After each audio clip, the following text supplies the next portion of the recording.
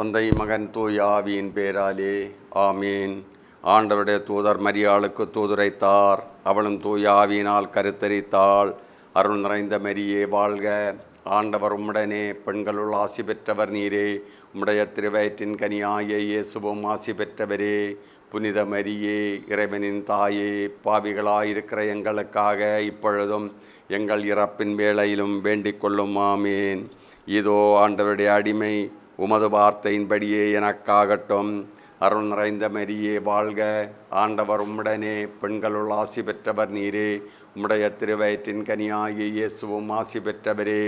புனித மரியே, இறைவனின் தாயே, பாவிகளாயிருக்கிற எங்களுக்காக இப்பொழுதும் எங்கள் இறப்பின் வேளையிலும் வேண்டிக் கொள்ளும். ஆமீன். வார்த்தை மனு உருவானார், நம்மிடையே குடிகொண்டார். அருள் நிறைந்த மரியே வாழ்க, ஆண்டவர் உம்முடனே, பெண்களுள் ஆசி பெற்றவர் நீரே. உம்முடைய திருவயிற்றின் கனியாகிய இயேசுவும் ஆசி பெற்றவரே. புனித மரியே, இறைவனின் தாயே, பாவிகளாயிருக்கிற எங்களுக்காக இப்பொழுதும் எங்கள் இறப்பின் வேளையிலும் வேண்டிக் கொள்ளும். ஆமீன். இயேசு கிறிஸ்துவின் வாக்குறுதிகளுக்கு நாங்கள் தகுதி உள்ளவர்களாகும்படியாக இறைவனின் தூய அன்னையே எங்களுக்காக மன்றாடும். ஜெபிப்போமாக. இறைவா, தேவதூதர் அறிவித்தபடியே உம்முடைய திருமகன் இயேசு கிறிஸ்து மனிதனானதை நாங்கள் அறிந்துள்ளோம். அவருடைய பாடுகளினாலும் சிலுவையினாலும் எங்கள் உயர்ப்பின் மேன்மை அடையும் பொருட்டு எங்கள் உள்ளங்களில் உமது அருளை பொழிய வேண்டுமென்று எங்கள் ஆண்டவராகிய அதே இயேசு கிறிஸ்து வழியாக உம்மை மன்றாடுகிறோம். ஆமீன். தவக்காலம் 5ஆம் வாரம், வியாழக்கிழமை. தூய யோவான் எழுதிய நற்செய்தியிலிருந்து வாசகம். 8ஆம் அதிகாரம் 51 முதல் 59 முடியவுள்ள இறை வார்த்தைகள். அக்காலத்தில் இயேசு யூதர்களிடம், என் வார்த்தையை கடைபிடிப்போர் என்றுமே சாக மாட்டார்கள் என உறுதியாக உங்களுக்கு சொல்கிறேன் என்றார்.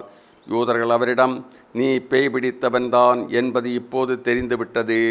ஆபிரகாம் இறந்தார், இறைவாக்கினர்களும் இறந்தார்கள்.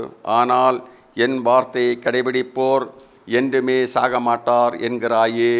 எங்கள் தந்தை ஆபிரகாமை விட நீ பெரியவனோ?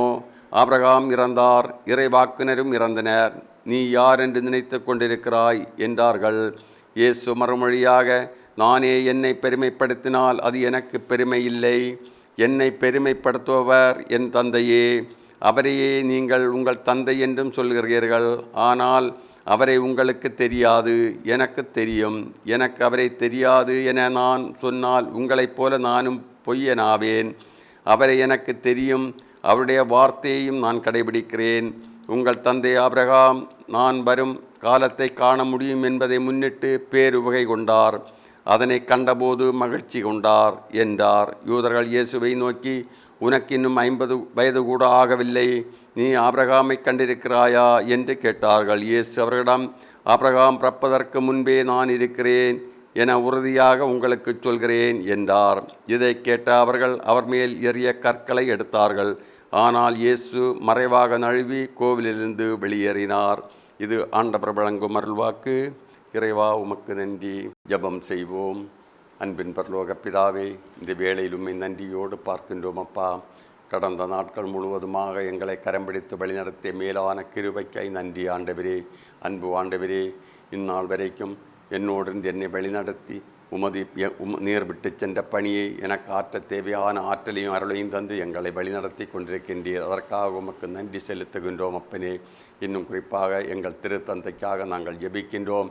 அவர் உடல் உள்ள சுகம் தந்து அவரை காத்து கொண்டீர். அதற்காக உமக்கு நன்றி செலுத்துகின்றோம் அப்பனே. இன்னும் தொடர்ந்து வரும் நாட்களிலும் அவரை நீர் ஆசீர்வதித்து அவருக்கு நல்ல உடலுள்ள சுகத்தையும் நீடிய ஆயுளையும் தந்து திருச்சபையை வழிநடத்த தேவையான ஆற்றலையும் அருளையும் கொடுத்து அவரை நீர் ஆசீர்வதிக்க வேண்டும் என்று இந்த வேளையில் மன்றாடி ஜெபிக்கின்றேன். இன்னும் எங்கள் ஆயர் ஆல்பர்ட் அனஸ்தாஸ் அவர்களுக்காக ஜெபிக்கின்றேன். அவர் இந்த குடித்தர டயசிஸில் உள்ள திருச்சபையை கட்டிக்காக்க தேவையான ஆற்றலையும் அவருக்கு கொடுத்து நல்ல உடல்ல சுகத்தையும் நீடிய ஆயுளையும் தந்தள்ள வேண்டும் என்று மன்றாடி ஜெபிக்கின்றேன்.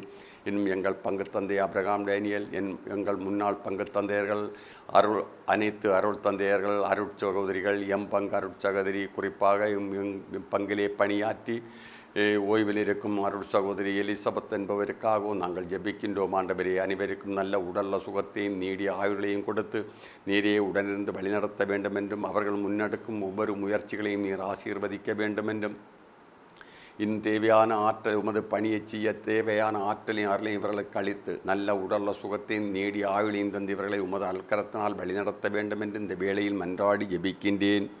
இன்னும் குறிப்பாக எங்களுக்கு ஆன்ம வழிகாட்டிகளாக இருக்கும் வழிகாட்டி தலைவர்கள், நாடாளுமன்ற உறுப்பினர்கள், பாராளுமன்ற உறுப்பினர்கள், பல்வேறு அரசியல் தலைவர்கள், ஆசிரியர்கள், விவசாயம் செய்வோர், வறுமையில் வாடுவோர், சிறையில் வாடுவோர், நோயால் அவதிப்படுவோர், கணவனால் கைவிடப்பட்டவர்கள், அனாதைகள், தனிமையால் வாடுவோர், முதுமையால் வாடுவோர், வியாபாரத்தில் பாதிக்கப்பட்டோர், வாகனம் ஓட்டுவோர், கூலிப்பணி செய்வோர், பேறுகால வேதனைப்படுவோர், பிள்ளை செல்வத்திற்காக வேண்டுதல் செய்வோர், திருமணம் நடக்கவில்லை என்று கவலைப்படுவோர், கடலில் தொழில் செய்வோர், தூய்மை பணியாளர்கள், காவல்துறையில் பணிபுரியும் சகோதர சகோதரிகள், இராணுவத்தில் பணிபுரியும் மக்கள், மருத்துவர்கள், செவிலியர்கள், பெற்றோரை இழந்து நிற்கும் பிள்ளைகள் அனைவரையும் திருப்பாதம் இந்த காலை வேளை ஒப்படைத்து ஜெபிக்கின்றேன்.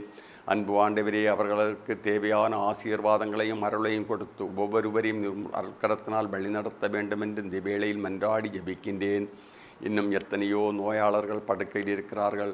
அன்பு ஆண்டவரே, உமது திருமகன் விலைமதியாத இரத்தத்தை இவர்களது உடலில் பாயவிட்டு உச்சம் தலையிருந்து உள்ளங்கால் வரை எந்த நோய் நொடி வலி வேதனையாக இருந்தாலும் உமது அன்பு கரத்தால் தொட்டு ஆசீர்வதித்து உமது பரிசுத்த இரத்தத்தால் கழுவி அவர்களை நீர் ஆசீர்வதிக்க வேண்டும் என்று மன்றாடி ஜெபிக்கின்றேன். இன்னும் எங்கள் பங்கு சமூகத்திற்காக ஜெபிக்கின்றோம். ஆண்டவரே, பங்கு பெரிய நிர்வாகிகள் உறுப்பினர்களுக்காக ஜெபிக்கின்றோம். ஒவ்வொருவரும் இந்த பங்கு பெரிய வழிநடத்த தேவையான ஆற்றலையும் அருள்வீராக. இன்னும் எங்கள் பங்கு சமூகத்தில் ஒவ்வொரு குடும்பங்களையும் திருப்பாதம் ஒப்புவித்து ஜெபிக்கின்றேன். எங்களுக்கு என்னென்ன தேவை என்பதை நீர் ஒருவரே அறிகின்றீர். அன்பு ஆண்டவரே, நாங்கள் கேட்காமலே எல்லா தேவைகளையும் நிறைவேற்றி தந்திருக்கின்றீர். அதற்காக உமக்கு நன்றி செலுத்துகின்றேன். இன்னும் தொடர்ந்து வரும் நாட்கள் எங்களுக்கு தேவையான எல்லா அருள் வளங்களையும் பொருள் வளங்களையும் தந்து நீர் எங்களோடு எங்களை வழிநடத்த வேண்டும் என்றும், பிள்ளைகளுக்கு நல்ல அறிவையும் ஞானத்தையும் கொடுத்து குடும்பத்தில் அமைதியும் சமாதானத்தையும் தங்கச் செய்ய வேண்டும் என்றும், ஒவ்வொரு இல்லத்தலைகளையும் ஆசீர்வதித்து அவர்களை இல்லத்தை வழிநடத்த தேவையான ஆற்றலும் அருளும் பொருளாதாரத்தையும் கொடுத்து அவர்களை நீர் ஆசீர்வதிக்க வேண்டும் என்றும், தேர்வு எழுதி கொண்டிருக்கும் பிள்ளைகளுக்கு நல்ல ஞாபகத்திறனை கொடுத்து நல்ல மதிப்பெண்களோடு வெற்றி பெற்று வருங்காலத்தில் வரும் சவால்களை சந்திக்க தேவையான உடல் வலிமையும் மன வலிமையும் இந்த பிள்ளைகளுக்கு அளித்தள்ள வேண்டும் என்றும் இந்த வேளையில் மன்றாடி கேட்கின்றேன். இன்னும் மது பழக்கத்திற்கு அடிமையாக இருக்கும் மக்களுக்காக ஜெபிக்கின்றேன். மதுவிலிருந்து விடுதலை கொடுத்து அந்த குடும்பத்தை நீர் ஆசீர்வதிக்க வேண்டும். இன்னும் கணவனால் கைவிடப்பட்டவர்கள், விதவைகள், கைம்பெண்கள் ஒவ்வொருவருக்காகவும் நாங்கள் ஜெபிக்கின்றோம். ஆண்டவரே, உமக்கு தெரியாததொன்றுமில்லை. எல்லாம் நீர் அறிந்தவர். எங்கள் ஆழத்திலுள்ள எண்ணங்களை இயக்கங்களை நீர் அறித்து வைத்திருக்கின்றவர்.